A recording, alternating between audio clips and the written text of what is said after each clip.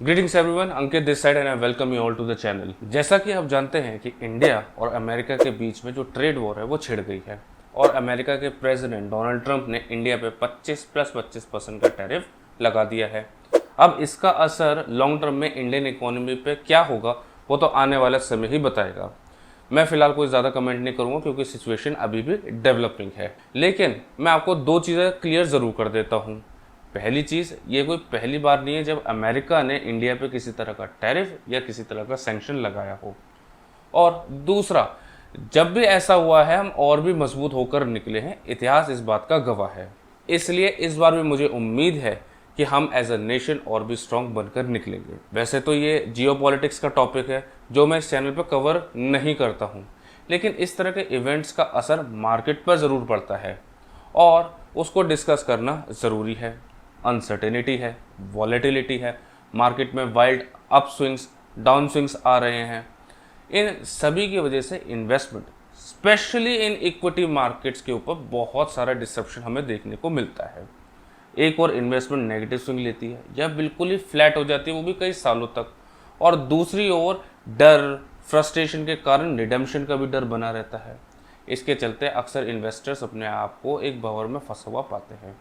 अगर आप भी ऐसी परिस्थिति में फंस गए हैं या इससे बचना चाहते हैं तो इस वीडियो को ज़रूर देखें, जहां हम आज डिस्कस करेंगे एसेट एलोकेशन के बारे में, एसेट डाइवर्सिफिकेशन के बारे में। मैं आपको 5 एसेट एलोकेशन स्ट्रेटजीज को बताऊंगा। हम ब्रीफली टच करेंगे portfolio management services, alternative investment fund schemes और बैलेंस एडवांटेज फंड के अंदर ये चीज़ें कैसे काम करती हैं।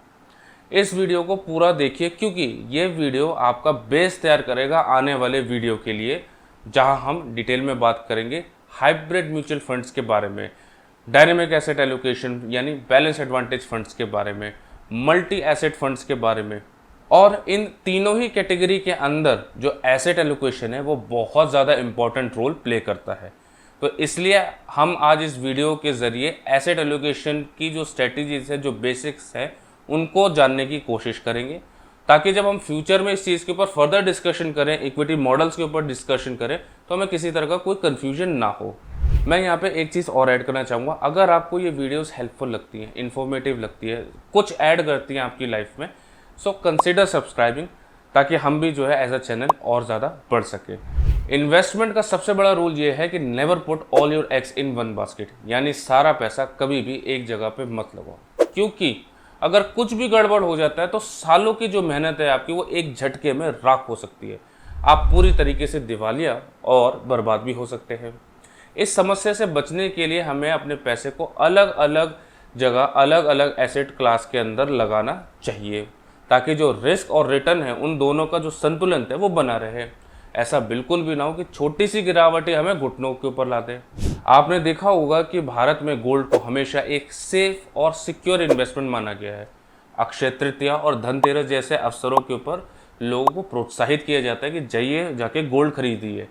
इसी तरह रियल एस्टेट यानी ज़मीन जायदाद को भी एक भरोसेमंद निवेश माना गया है। बैंक एफडीज के ऊपर जो हमारे माता पिता है उनका तो भरोसा जग जाहिर है। और आज के दौर में जो सबसे ज़्यादा पॉपुलर चल रहा है वो है म्यूचुअल फंड्स या फिर इक्विटी के अंदर इन्वेस्टमेंट। बस इन्हीं अलग अलग जगहों पर अपने पैसे को सोच समझकर बांट कर लगाने को ही एसेट एलोकेशन कहते हैं। हमारा एम होता है यहाँ पे एक बेहतर रिस्क एडजस्टेड रिटर्न को पाना। चलिए इसको एक डायग्राम से समझाता हूँ आपको। एक्स एक्सेस के ऊपर हम लोग रिस्क को प्लॉट करते हैं और वाई एक्सेस के ऊपर हम लोग रिटर्न को प्लॉट करेंगे। पारंपरिक रूप से रिटर्न और रिस्क इन दोनों का ही सकारात्मक संबंध होता है, यानी पॉजिटिव कोरिलेशन, यानी एक ज़्यादा होगा तो दूसरा भी ज़्यादा हो जाएगा। अगर आपका रिटर्न ज़्यादा है तो जाहिर सी बात है आपने रिस्क भी ज़्यादा लिया होगा, एंड वाइस वर्सा। इसी तर्क के आधार पर हम इस ग्राफ में कई तरह के निवेश बिंदुओं को प्लॉट कर सकते हैं। एसेट एलोकेशन का असली उद्देश्य ये जो रिटर्न और रिस्क का समीकरण है इसको बेहतर बनाना। ग्राफ के हिसाब से अगर मैं बात करूं, इसका मतलब ये है कि आपका पोर्टफोलियो इन दो में से सिर्फ एक चीज़ कर दे तो आपका एसेट एलोकेशन सक्सेसफुल है। पहला, उतना ही रिटर्न दे लेकिन आपका जो रिस्क है उसको सब्सटैंशियली वो कम कर दे, या उतना ही रिस्क ले लेकिन रिटर्न आपका बढ़ा दे। दूसरे शब्दों में एसेट एलोकेशन आपको ये करने में मदद करता है, जो आपका पॉइंट्स हैं हाई से, यानी हाई रिस्क हाई रिटर्न से आप हाई रिटर्न के ऊपर हो लेकिन मीडियम रिस्क के ऊपर आ जाओ। वहीं लो रिस्क और लो रिटर्न से आप medium return and low risk के ऊपर हो। दोनों ही परिस्थिति में आपका जो रिस्क एडजस्टेड रिटर्न है पोर्टफोलियो का वो बेहतर बनता है, और यही एसेट एलोकेशन का मेन मकसद है। मैं यहाँ पे एक और महत्वपूर्ण बात को हाईलाइट करना चाहता, जब हम एसेट एलोकेशन की बात करते हैं तो इसमें जो हमारा असली फोकस होता है वो उन एसेट क्लासेस के बीच में पैसा बांट कर लगाने को होता है जिनका एक दूसरे के साथ वीक कोरिलेशन हो। उदाहरण के लिए इक्विटी मार्केट और गोल्ड के अगर पिछला रिटर्न का डेटा हम देखें तो हमें ये साफ पता चलता है कि दोनों अक्सर एक दिशा में नहीं चलते। जब मार्केट में तेज गिरावट भी हो रही होती है तब भी गोल्ड पॉजिटिव चलता है, पॉजिटिव रिटर्न्स देता है। इसी तरह जो बैंक की एफडीज हैं उनका मार्केट के ऊपर कोई असर नहीं पड़ता, मार्केट गिरे चाहे चढ़े, एफडी के रिटर्न्स है वो स्टेबल और कंसिस्टेंट रहती है थ्रू आउट द ईयर। यानी अलग अलग एसेट का एक दूसरे से वीक कोरिलेशन होना एसेट एलोकेशन का ऑब्जेक्टिव है। इसमें आपका जो पोर्टफोलियो वो ज़्यादा स्थिर रहेगा, लंबे समय तक आपको स्टेडी रिटर्न देता रहेगा। यही चीज़ हमने देखी थी हमारी पिछली वीडियोस के अंदर, जहां हम सेफ विड्रॉल रेट के लिए इक्विटी और एफडी का एक कंबाइंड पोर्टफोलियो चला रहे थे। अगर आपने वो वीडियो अभी तक नहीं देखी हो तो मैं आपको लिंक शेयर कर देता हूँ, आप देख सकते हैं उसको। Back to the video. Asset allocation सिर्फ रिस्क और रिटर्न को ही बैलेंस करने का काम नहीं करता, बल्कि आपको मार्केट में आने वाली नई अपॉर्चुनिटीज को पकड़ने का मौका भी देता है। आपने लोगों को अक्सर कहते सुना होगा, buy the dip, after market correction buy the dip. लेकिन सच बताइए, इस डिप को खरीदने के लिए पैसे आप कहाँ से लाएंगे? यहीं पर आता है एसेट एलोकेशन। मान लीजिए आपका जो पैसा था उसको आपने 50% एफडी और 50% इक्विटी में लगाया। अचानक से कोविड जैसा क्रैश आ गया, एक सुनहरा मौका है आपके सामने, अच्छी कंपनी, अच्छे शेयर बिल्कुल सस्ते दामों पे मिल रहे हैं, वैल्यूएशन बहुत ज़्यादा चीप है और आप बड़ा मुनाफा बना सकते हो, you can make mega money. तो आप क्या करेंगे? आप अपनी एफडी वाले हिस्से से थोड़ा सा पैसा निकाल के इक्विटी में रिलोकेट कर देंगे। यानी मार्केट ने जो आपको रेयर अपॉर्चुनिटी दी, आपने उसको ग्रैब कर लिया, उसको पूरी तरीके से कैपिटलाइज कर लिया, उसका पूरा फायदा उठा लिया।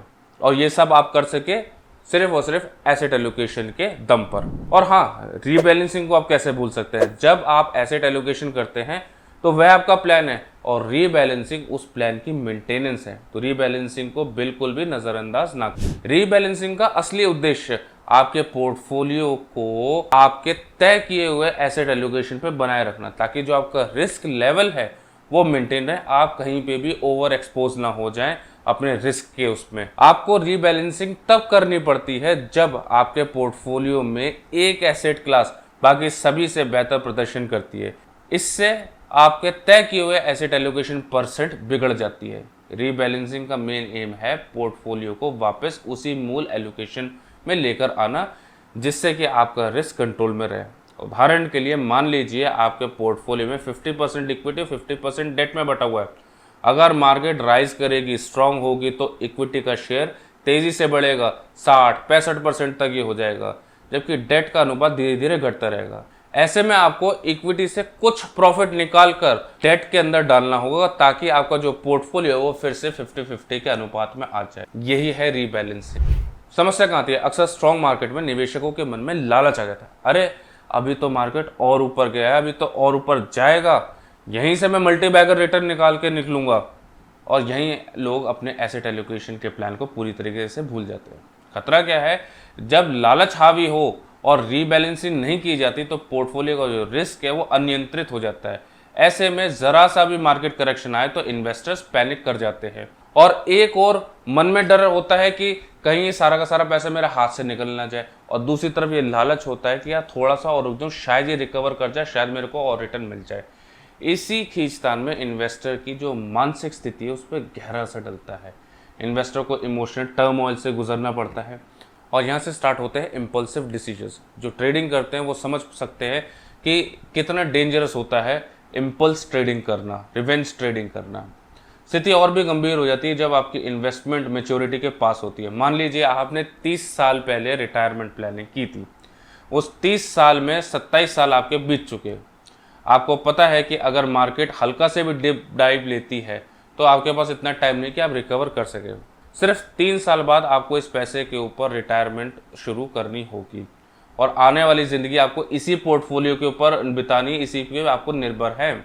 ऐसे समय में लालच और डर के बीच में फंस के इन्वेस्टर अक्सर इरेशनल डिसीजंस लेते हैं और इसका नतीजा कभी भी अच्छा नहीं होता है। इसकी वजह से बहुत से लोग मार्केट से हाथ जला के बाहर निकलते हैं। लेकिन अगर आप रीबैलेंसिंग करते रहते हैं तो उसके कुछ फ़ायदे भी हैं।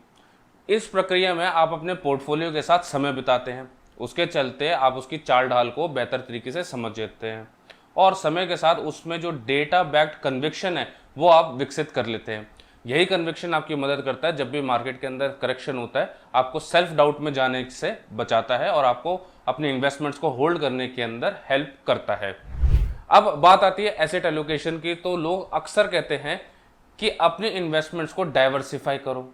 बहुत से लोग मानते हैं कि एसेट एलोकेशन और डाइवर्सिफिकेशन एक ही चीज़ है। यही कारण है कि फाइनेंस की दुनिया में इन दोनों शब्दों को एक दूसरे की जगह इस्तेमाल किया जाता है इंटरचेंजेबली। लेकिन सच्चाई ये है कि एसेट एलोकेशन और डाइवर्सिफिकेशन दोनों ही अलग अलग चीज़ें हैं। जहां एसेट एलोकेशन का मतलब है investment in right asset classes. Right asset classes कैसे? अकॉर्डिंग टू योर गोल, आपकी एज क्या है उसके हिसाब से राइट एसेट क्लास, आपकी रिस्क प्रोफाइल के हिसाब से राइट एसेट क्लास है। So in right asset class, in right proportion, at the right time, ताकि आपको बेस्ट रिस्क एडजस्टेड रिटर्न मिल सके। तो एसेट एलोकेशन कुछ और नहीं, बस इन तीनों चीजों का जो समावेश है वही एसेट एलोकेशन है। अब बात करते हैं डाइवर्सिफिकेशन के बारे में। जब भी आप किसी भी एसेट क्लास के अंदर अलग अलग स्थानों पे निवेश कर रहे हो तो आप डाइवर्सिफिकेशन कर रहे हो। फॉर एग्जाम्पल, आप कहते हो कि मेरा जो पोर्टफोलियो उसके अंदर मेरे को 50% इक्विटी चाहिए। अब इक्विटी के अंदर आपके पास कई सारे ऑप्शंस है, लार्ज कैप है, मिड कैप है, स्मॉल कैप है, आपके पास सेक्टोरल फंड्स है, auto, infra, FMCG, banking, then you have thematics fund like energy हो गया, मैन्युफैक्चरिंग हो गया। Now according to your risk profile आप 4 से 5 अलग अलग फंड्स के अंदर, अलग अलग स्कीम्स के अंदर अपने पैसों को निवेश करते हैं। तो this is your diversification base.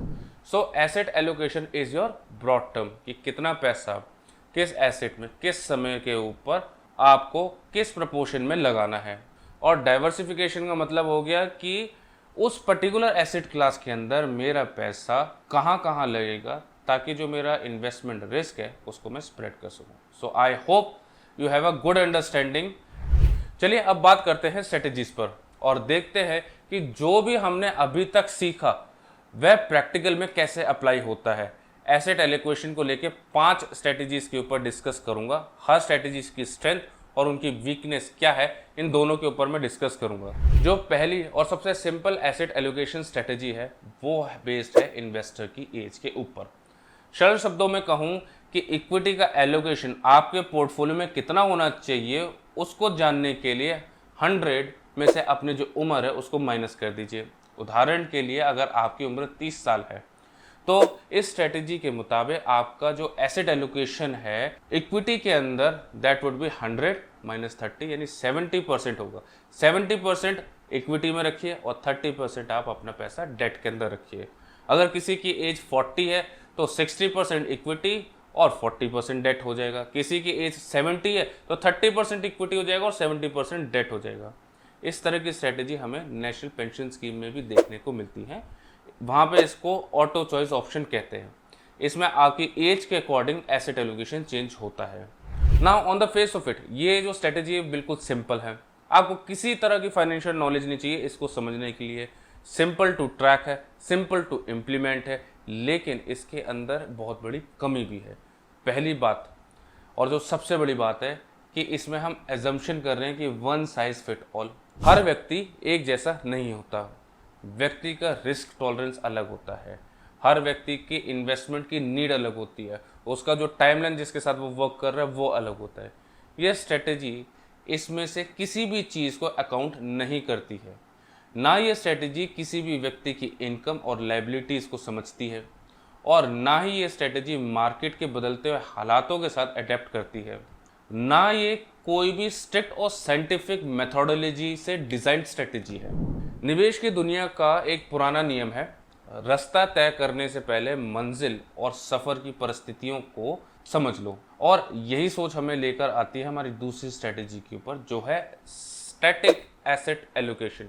यह एक ऐसी तरीका है जिसके अंदर किसी भी निवेश का फैसला लेने से पहले हम 6 महत्वपूर्ण पहलुओं को गहराई से समझने की कोशिश करते हैं, उनका आकलन करते हैं। सबसे पहला पहलू है आपकी उम्र। जब आप युवा होते हैं, आपके पास समय होता है, आपके ऊपर जो जिम्मेदारी है वो कम होती हैं, आपके ऊपर कम लोग निर्भर होते हैं, इसलिए आप ज़्यादा रिस्क ले सकते हैं और इक्विटी जैसे उतार चढ़ाव वाला जो निवेश है उसको आप आसानी से डाइजेस्ट कर सकते हैं।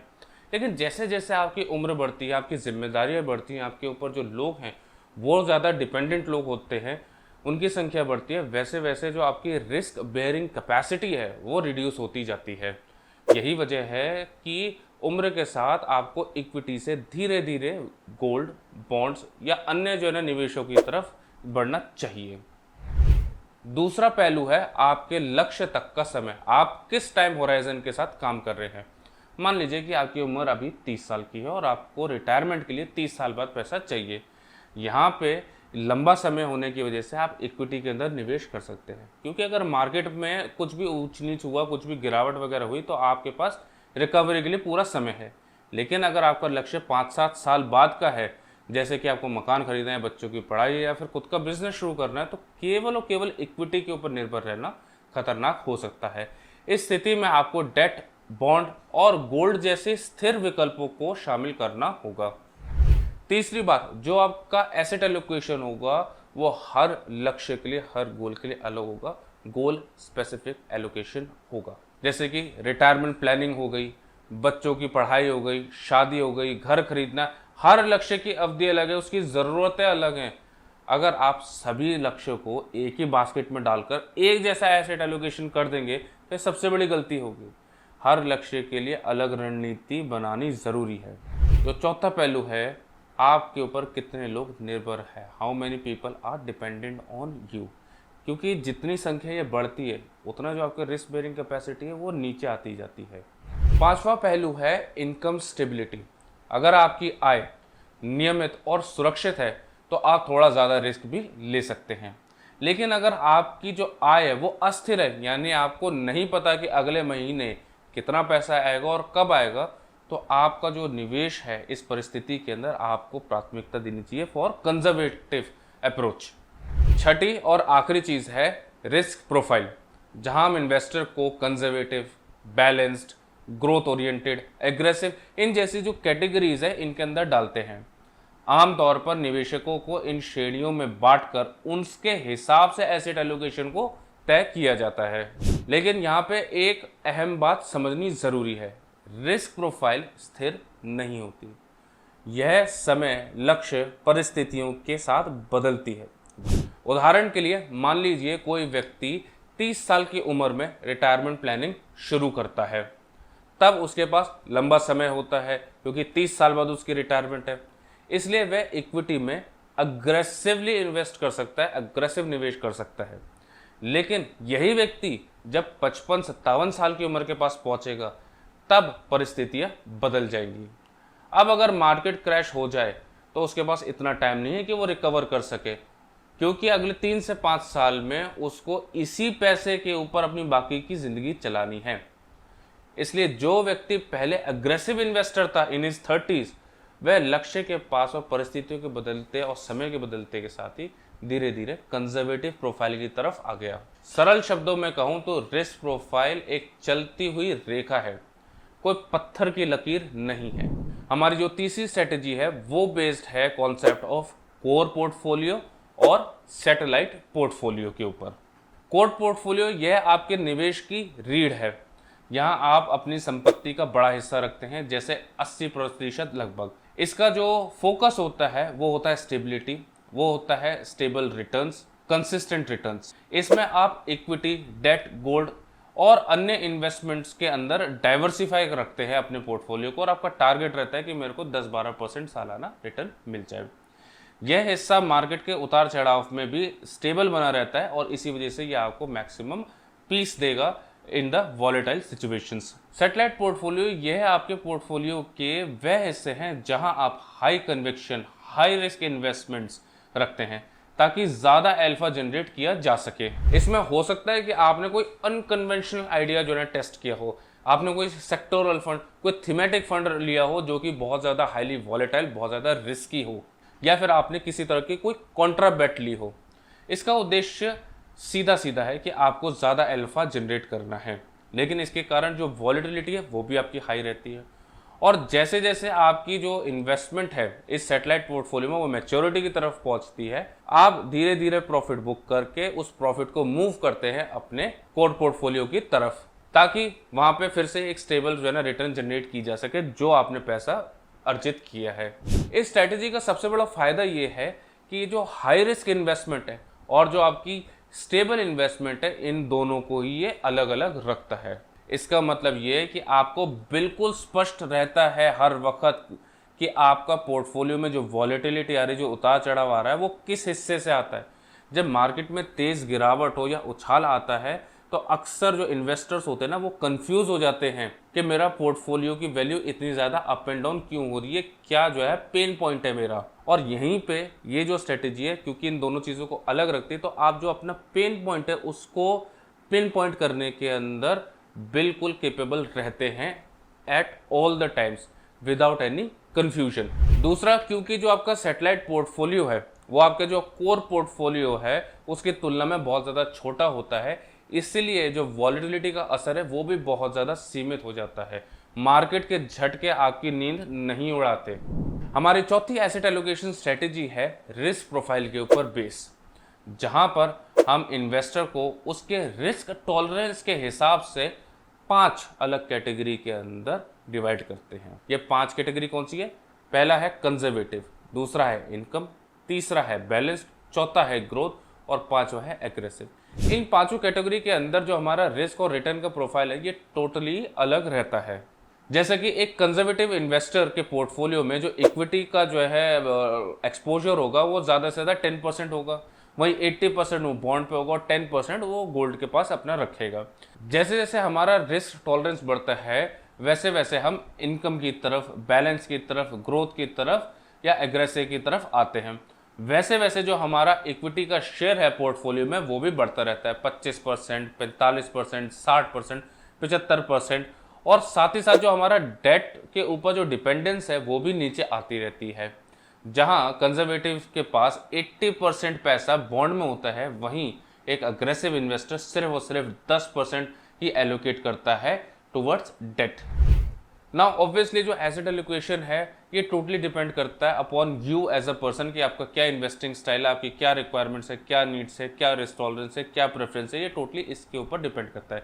साथ ही जो आपके पास एसेट क्लासेस हैं वह भी सिर्फ ये 3 नहीं है, और भी ज़्यादा हो सकती हैं। रियल एस्टेट है for example, real estate investment trust है, फॉरेन इक्विटीज़ में भी आप इन्वेस्ट कर सकते हैं। ऑप्शंस की आपके पास कोई कमी नहीं है, but again it totally depends upon you. हमारी 5वीं और आखिरी स्ट्रेटेजी है डायनेमिक एसेट एलोकेशन। इस अप्रोच में आप एसेट एलोकेशन समय समय पे बदलते हैं और यह बदलाव पहले से तय किए गए नियमों या फिर एल्गोरिदम्स के ऊपर आधारित होता है। उदाहरण के लिए कई म्यूचुअल फंड कंपनियां स्टॉक मार्केट की वैल्यूएशन को एक संकेत, एक सिग्नल मानती है। जब जो वैल्यू है वो बहुत ज़्यादा हाई होती है तो ये संकेत होता है कि इक्विटी से पैसा अब निकाल के डेट और गोल्ड में शिफ्ट कर दिया चाहिए। वहीं पे जब मार्केट में बड़ी गिरावट हो जाती है, स्टीप करेक्शन आ जाता है और वैल्यूएशंस चीप हो जाती हैं, तब जो पैसा है वो डेट और गोल्ड से वापस इक्विटी में शिफ्ट कर दिया जाता है। यानी इस रणनीति में विभिन्न एसेट क्लास, चाहे इक्विटी हो, डेट हो, गोल्ड है, इनके बीच में जो आपकी जो जमा पूंजी है उसको घुमाया जाता है ताकि बाजार में आने वाली हर अपॉर्चुनिटी को कैपिटलाइज किया जा सके और एक बेहतर रिस्क एडजस्टेड रिटर्न्स को हासिल किया जा सके। इसको समझने के लिए हम ICICI mutual fund balance advantage fund का उदाहरण देखते हैं। 2020 में जैसे जैसे मार्केट में उतार चढ़ाव आते गए, इस फंड का जो एसेट एलोकेशन है वो चेंज होता रहा। मार्च 2020 में जब मार्केट में कोविड का क्रैश आया था, उसके कारण जो इक्विटी का एक्सपोजर था ये 59% से बढ़ के 74% हो गया। वहीं दिसंबर में जब निफ्टी लगभग 14,000 के पास पहुंच गया, अपने ऑल टाइम हाई के पास पहुंच गया, तो ये 74 से रिड्यूस करते करते 40% तक इक्विटी एलोकेशन को लेकर आ गए।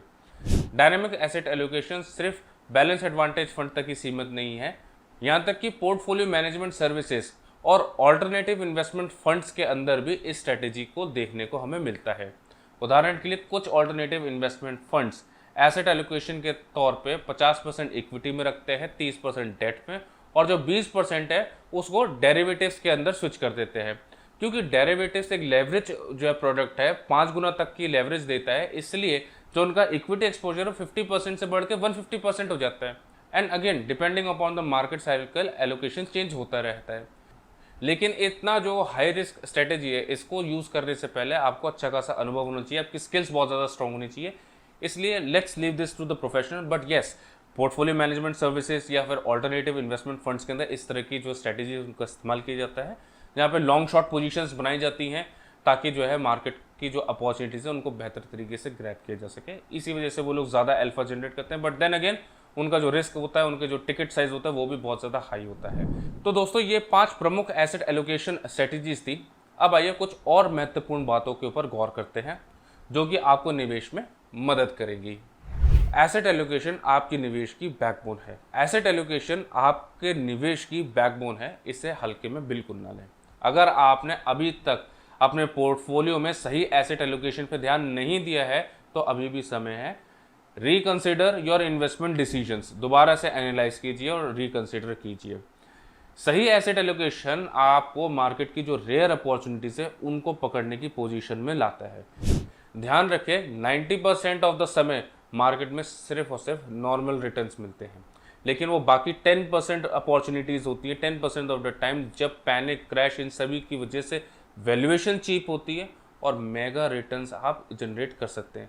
ऐसे समय में तो लार्ज कैप से भी आप मल्टी बैगर रिटर्न्स निकाल सकते हैं। तो इस अपॉर्चुनिटी को पूरा कैपिटलाइज कीजिए और एसेट एलोकेशन के ऊपर ध्यान दीजिए। दूसरी चीज़ है, जो आपके डेट इंस्ट्रूमेंट्स हैं उनके इंपॉर्टेंस को समझिए, उनको नज़रअंदाज मत कीजिए।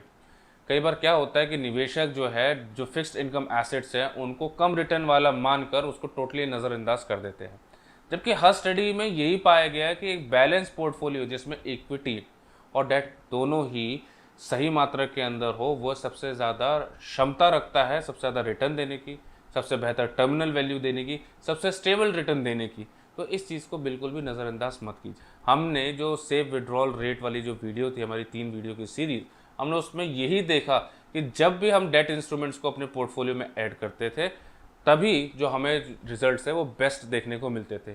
ऑल इक्विटी पोर्टफोलियो या फिर ऑल डेट पोर्टफोलियो हमेशा फॉल शॉर्ट कर जाते थे। सो डेट इंस्ट्रूमेंट्स को इतना भी नेगेटिवली ना देखें। इस एसेट क्लास की जो इंपॉर्टेंस है उसको समझें। हर एसेट क्लास पर नज़र रखें निवेश करते समय। केवल इक्विटी या मार्केट लिंक इंस्ट्रूमेंट्स पर ही फोकस ना करें। गोल के करीब आते ही जो रिस्क है उसको कम करना चालू करते हैं। जैसे जैसे आप निवेश की अवधि के या अपने लक्ष्य के करीब आते हैं, आपका जो रिस्क टॉलरेंस है वो स्वाभाविक रूप से कम होना चाहिए। इसलिए समय समय पे अपने जो एसेट एलोकेशन है उसमें बदलाव करें। गोल के आखिरी चरण में ज़्यादा रिस्क लेना आपके सालों की मेहनत को खतरे में डाल सकता है, इस चीज़ का ध्यान रखें। अनुशासन और भावनाओं पर नियंत्रण रखें। रीबैलेंसिंग आसान नहीं है, खासकर तब जब आपके इक्विटी का हिस्सा लगातार बेहतरीन प्रदर्शन कर रहा हो और मार्केट हर दिन नया हाई बना रही हो। ऐसे में लालच स्वाभाविक है, लेकिन यह समय आपको अपनी योजना के ऊपर टिके रहने का है। हर 5 से 10% के डिविएशन के ऊपर आप अपने पोर्टफोलियो को रीबैलेंस करें। छठा है टैक्सेशन। बहुत से लोग ये कहते हैं कि जो डेट इंस्ट्रूमेंट्स हैं और कमोडिटी है, टैक्सेशन के मामले में इक्विटी की तुलना में ज़्यादा टैक्स ब्रैकेट के अंदर आती है, और ये बात बिल्कुल सही है, ये तथ्य बिल्कुल सही है। लेकिन मेरा मानना ये है कि मैं थोड़ा ज़्यादा टैक्स देने के लिए तैयार हूँ, बशर्त है कि मेरा पैसा किसी ऐसे एसेट क्लास में ना फंसे जिसकी मुझे समझना हो, जो मेरे गोल से मैच ना खाता हो, या फिर मेरा जो टाइम होराइजन जो मैं लेके चल रहा हूँ उसके अनुरूप ना हो। पैसे को सालों तक फंसाने से तो बेहतर यही है कि मैं थोड़ा सा टैक्स दे के उस चीज़ से बच जाऊं। तो इसलिए इस बात का ध्यान दें कि यस, टैक्स एफिशिएंसी होना बहुत ज़्यादा ज़रूरी है, बट साथ ही साथ इस चीज़ का भी ध्यान रखें कि अपने पैसे को किसी ऐसी जगह ना फंसा लें जो कि आने वाले टाइम में आपको दिक्कत दे। अगर फिर भी आपके मन के अंदर कोई सवाल है तो सवाल को मन में न रहने दीजिए, कमेंट्स के थ्रू आप मेरे से वो सवाल पूछ सकते हैं, मैं उसका आंसर देने के लिए तत्पर रहूँगा। और आखिर में अगर आपको मेरी सर्विसेज चाहिए हो रिगार्डिंग म्यूचुअल फंड्स और life insurance, you can definitely contact me. Description के अंदर फॉर्म का लिंक है, उस फॉर्म के लिंक को भर दीजिए and I will contact you. तो मुझे उम्मीद है कि आपको जो ये कॉन्सेप्ट है एसेट एलोकेशन का, ये अब पूरी तरीके से समझ में आ गया होगा, क्योंकि ये बेस बनना बहुत ज़्यादा ज़रूरी है। इसके बाद अगले वीडियोस के अंदर हम लोग बात करेंगे, as I said, hybrid funds के बारे में बात करेंगे, हम लोग डायनेमिक एसेट एलोकेशन है आपका बैलेंस एडवांटेज फंड के बारे में बात करेंगे, हम लोग मल्टी एसेट फंड्स के बारे में बात करेंगे और जानने की कोशिश करेंगे कि ये जो सारे फंड्स हैं ये काम कैसे करते हैं इन द ग्रैंडेस्ट स्कीम। सो इस वीडियो को मैं यहीं पे स्टॉप करता हूँ, अगले वीडियो के अंदर इसी चीज़ को कंटिन्यू रखेंगे। तब तक के लिए it's a wrap from my side. Thanks for watching, please subscribe, see you in the next video, bye and take care.